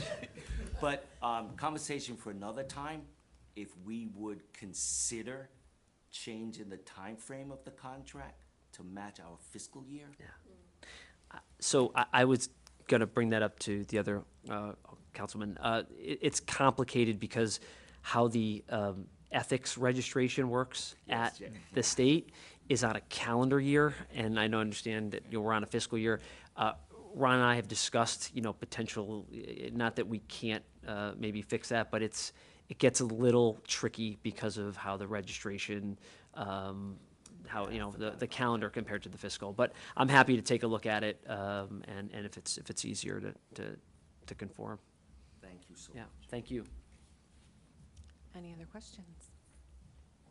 Okay, so the ask is to, at the next mayor and council, to approve $108,000 and no cents to be paid from the FY '26 professional service budget and proposed FY '27 budget through Groton Utilities. So moved. Second? And we'll move that to the mayor and council meeting of, and I think I said the date wrong, it's December 1st. Correct. December 1st. Motion made by Councilor Norris, seconded by Second. Councilor Piazza. Thank you. Any further discussion? All those in favor? Aye. Anyone opposed? Any abstentions? I'm for it. Yep. Thank you. Madam Clerk, Thank do we you. need to go back and make an amendment to the original motion of the Public Works, the Shore Avenue seawall? We can. I did hear it, but we absolutely can. Okay. Who was the motion made by? I did not write that down, I'm sorry. I believe it was Says Nor- Councilor Norris, and I seconded by Yes. Councilor I believe it was by Norris Deputy and, Mayor. Sheffield. Okay. Can I ask for a friendly amendment to make that December 1st, 2025? Yes. So moved. Second? Second. Okay. All those in favor of December 1st? Aye. Aye. Okay. That was unanimous. Thank you. I appreciate that. My apologies for the mistake. I kind of hit panic suddenly. Realized I said the wrong day. All right, thank you. Next up is North Star Billing Systems Annual Renewal.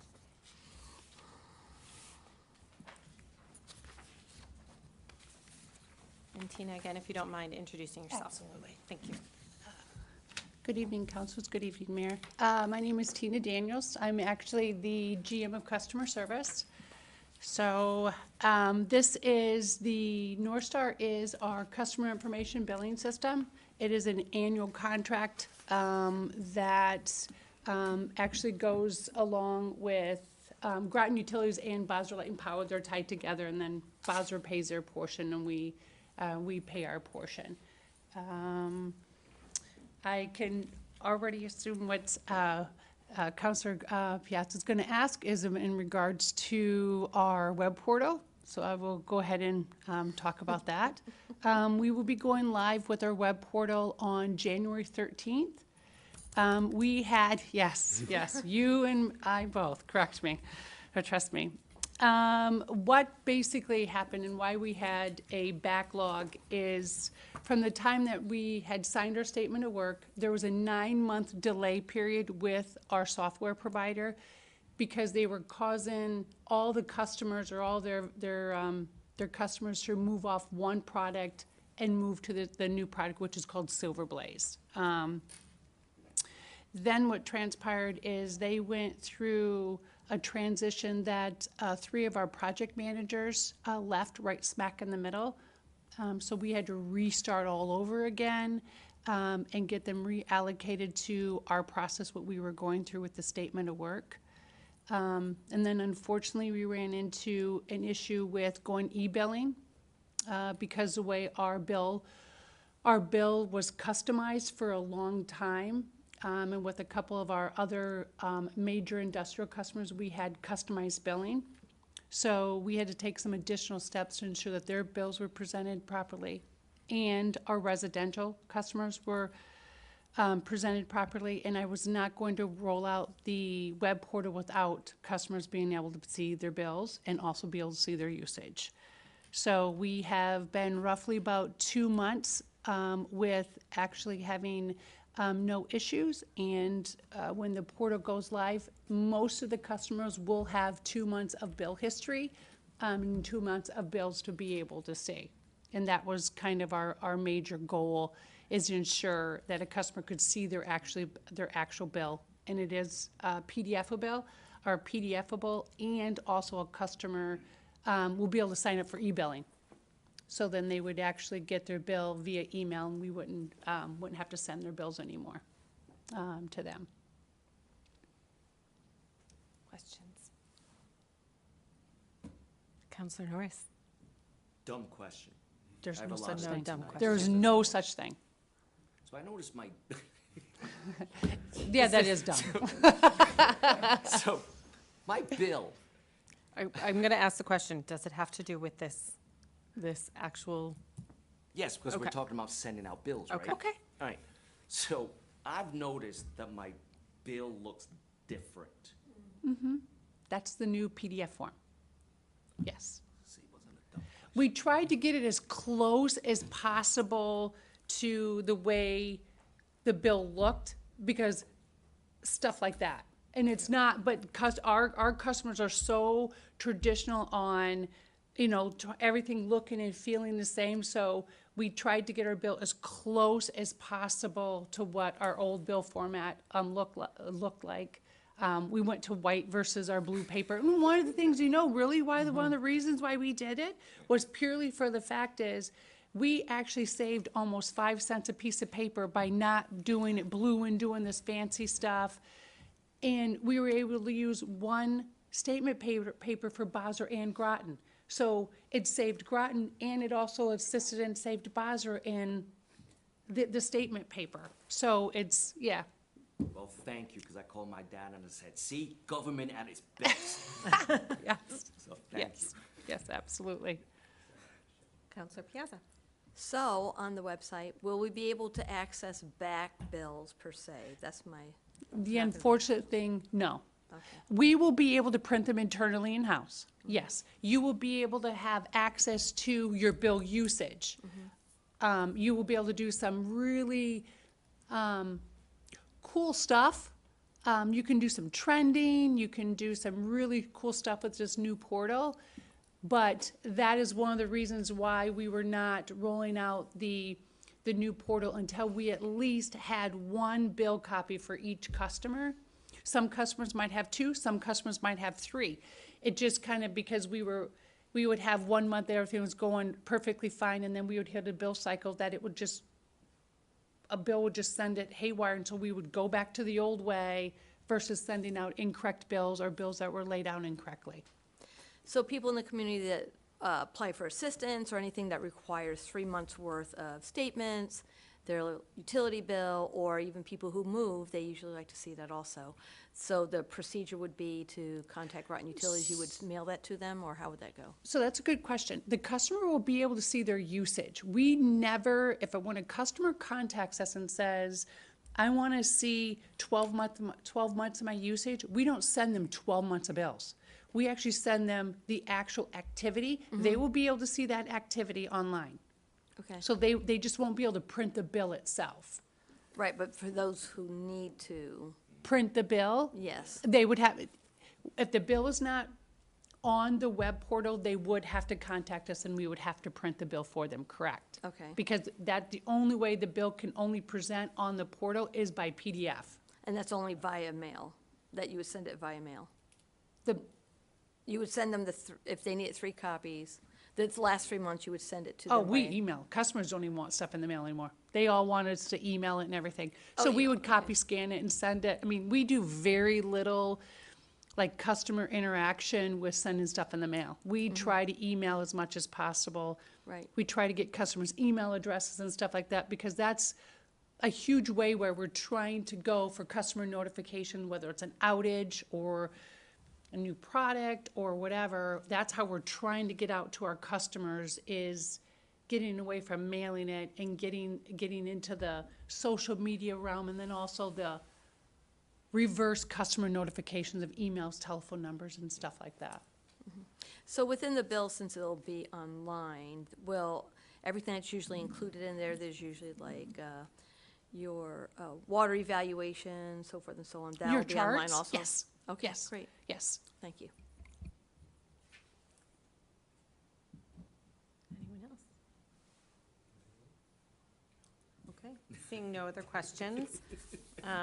The request is to authorize allocating $162,663.84 to purchase annual maintenance in support of North Star Billing Systems and add-on modules to be used by Groton Utilities, Water, Electric, and Sewer, and Basra Light and Power, to be paid from funds available in the approved fiscal year 2026 customer service budget. I'll take a motion to move that to the mayor and council meeting of December 1st, So moved. 2025. Thank So you, moved. Councilor Piazza. Second. And seconded by Councilor Amboise. All those in favor? Aye. Anyone opposed? Any abstentions? Thank you, Tina. Thank you, Tina. Thank you, Tina. All right, Mike, Here he is. if you can also Evening, introduce Mayor. yourself. Good evening, Good council, evening. councilors. Mike Weber, General Manager of the Water and Wastewater Division for Groton Utilities. I'm here tonight seeking approval for replacing 3 pumps at our West Side Pump Station. The existing pumps are well past the life cycle. They're like 31 years old, and they're electric fan-cooled pumps, which are not energy efficient at all. So we're looking at a new pump that's a direct fit, it's liquid cooled, it's gonna save energy. So the funding, we're approved for funding for from the RGGI Fund, Regional Greenhouse Gas Incentive Conservation Fund, so that this project qualifies for that. So GU will purchase the pumps, and then we'll get reimbursed from the RGGI Fund. So it's like a win on that part of the project. So it's definitely one of our main pump stations. West Side is down there, Pfizer. That pretty much takes the whole south side of the city into our plant, pumps up to our plant. So that's a critical pump station. So I think this is really a good move to get that stuff, and so we can, for stability and, everything else to ensure continual operation of the station, so. You have any questions? Sure. Deputy Mayor. Deputy Mayor. And with these new installation of replace these pumps, how long, what's the life expectancy? I would say 25, 30 years, yeah. About what they are now, yeah, they'll be there for a long time. Okay. Yep. You're done. Councilor Bois? Thank you, Madam Mayor. Thank you, Mr. Weber, for bringing this up. Who is the reimburser of this? Is this a state or a federal entity, the Regional Green Gas Initiative? I believe it's a CMEC funding. It's funding that's, yeah, it's from CMEC. Okay, CMEC. Yep, And correct. the $159,540 for the cost of the pumps would get reimbursed once installed? Yes, correct. I believe that's what we're asking for. Or is it 175? 175 with the contingency. I was just doing the pumps, but there's a 10% contingency. Yeah. 18,954. Correct, yeah. Total is 175,494. Yes, yeah, yep, that's correct. Okay. Yeah, the purchase order will be just for the pumps, not the contingency. So,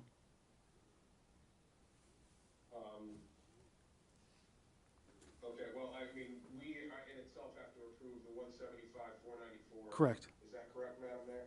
That's correct.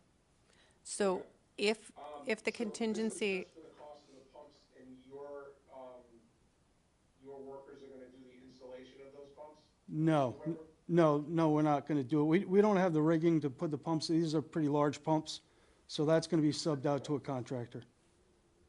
Okay, so we would be seeing another purchase or at least another expenditure for the installation or removal of the previous ones and the installation, or is this This is total cost, all in one? all in one. Total cost for Yep, the correct. removal and installation? Correct. Yep, Okay. yep, Thank you, Mr. Weber. Sure. You mentioned, and I'm just asking this question for my due diligence. It's been over 30 years since these have been replaced. Deputy Sheffield had mentioned that it's gonna last about 30 years. What is the cost to maintain these right now?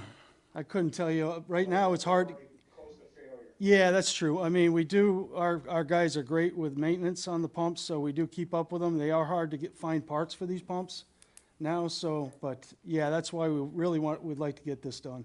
And we do have a couple of other stations that have similar pumps that we're gonna be looking to replace in the near future, us also. All right, thank you very Okay, much, Mr. Weber. sure. Councilor Norris. Could you clarify the contingency, please?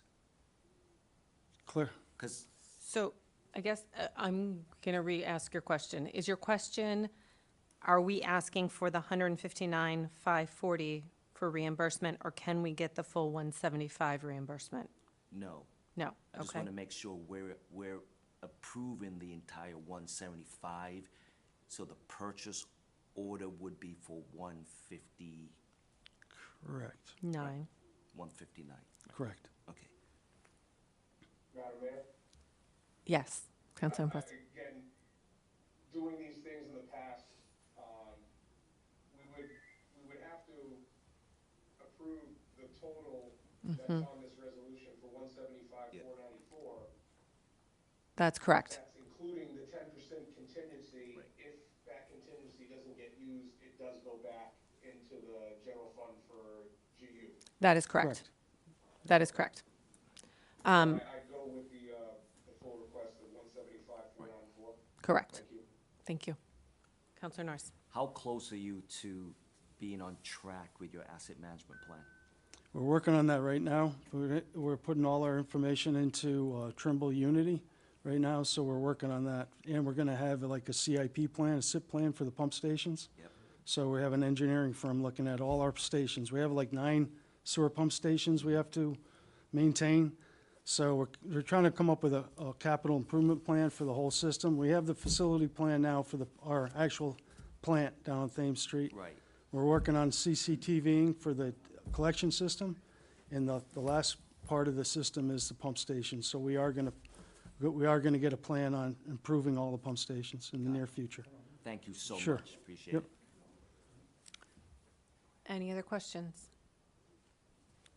Okay, then the motion is to authorize the expenditure of $175,494.00, which includes a 10% contingency for the purchase of 3 KSB submersible pumps to replace the pumps at the West Side Pump Station to be paid from the Regional Green Gas Initiative funds. I will take a motion to move that to the mayor and Second. council meeting of December 1st, 2025.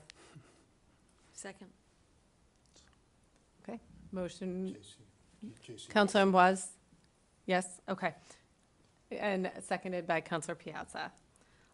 Any further questions? All those in favor? Aye. Any opposed? Any abstentions? That passes unanimously. Thank you so much. Thank you. Thank you. Okay. So the next item on our agenda really is an administrative change. It is simply to change the name of the mayor from the former mayor to me, to allow me to sign all grants and for the police department. And our grant that we typically get for the police department is our nuclear safety grant. Any questions on that? Okay, then I will ask for a motion to move this to the mayor and council meeting of December 1st, 2025. So move. Second? Motion made by the deputy mayor, seconded by Councilor Piazza. All those in favor? Aye. Anyone opposed? Any abstentions? That passes unanimously. The last item on our business tonight are the council rules. I believe you all got a copy of this in your agenda. What I am going to ask is that, what I'm going to do is establish a rules committee to look at these rules. So what I'm asking is that 3 counselors get together, go through the entire resolution that we have from the last council, make a decision as to what your recommendations are, and bring that back to the full committee of the whole. One of the things that I want to just kind of get consensus on tonight is, in the past, there have been standing committees. In the past at least year, my understanding is that you have not utilized those standing committees. Is that something that you want to, I mean, we can keep them in the rules as a possibility to utilize in the future, but is that something that you would like to have established sooner rather than later? Because the idea of a standing committee is that things get sent there to be discussed, and then you come back to the full group and with a plan. The concern has been, and I will say all the way back to my time, 10 years ago when I was on council, is that sometimes things go there and then it doesn't seem to really come out with a plan. So, something to think about. I don't know if you guys want to discuss that tonight. Councilor Amboise, you've got your hand up. I do, thank you. I think before we get started on this discussion, in order to be in proper order, I would, like to make a motion for R-24-3-39 resolution to adopt the rules and procedures to govern the city council, city of Groton, Connecticut. That you move that to the mayor and council to be approved as is? Well, we can start having this, I would like to entertain that motion first to get a second, and then we can start talking about what you're discussing right now. So we can make a motion to move that to the next mayor and council, but we can't approve it tonight Okay. at the committee of the whole. All right, well, then I clear. I believe that the current working rules are efficient and effective, and I agree with what you said as well, and I'd be happy to be a part of the Rules and Procedures Committee in order to see if there's anything that we need to add, delete, and edit from these current rules. Okay, anyone else want to be on? Deputy Mayor? Is there a third person? Okay. Counselor Piazza. Okay, then my request of the three of you is that you coordinate with the city clerk to come up with a time that you can meet together and discuss this, and then bring it back to the next committee of the whole to discuss in full. So Okay. December 8th. Correct. Okay, so we're not going to move this anywhere as of right now, except to ask you to do that work. And then in that time. We're still working on these rules right now, like nothing changes. Correct, correct. Okay, thank you. Yes. And I would ask that you review the charter when you look at these rules, just to make sure that they're consistent. Okay? All right, we have nothing else on our agenda. There's no executive session tonight, so I will take a motion to adjourn. Make a motion to adjourn? Second. Motion was made and seconded. All those in favor? Aye. Bye. Anyone opposed? Any abstentions? We are adjourned at 7:59. Thank you so much. Thank you. Happy Thanksgiving. You as well. Thank you. Thanksgiving.